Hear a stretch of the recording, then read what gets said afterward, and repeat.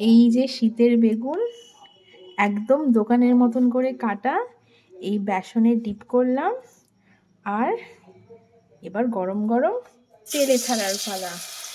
শীতের সন্ধ্যায় গরম গরম ভাজা বেগুনি কার না ভালো লাগে।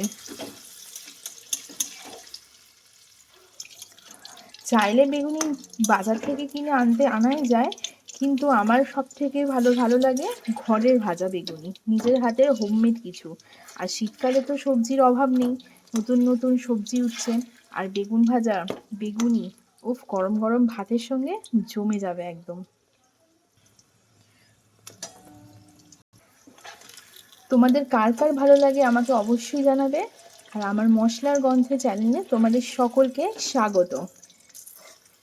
আর যদি নতুন কিছু দেখতে চাও, নতুন ধরনের রান্না, আমাকে অবশ্যই জানাবে, আমি অবশ্যই ট্রাই করব। আমার রান্নাটা বেশ ভালোই লাগে।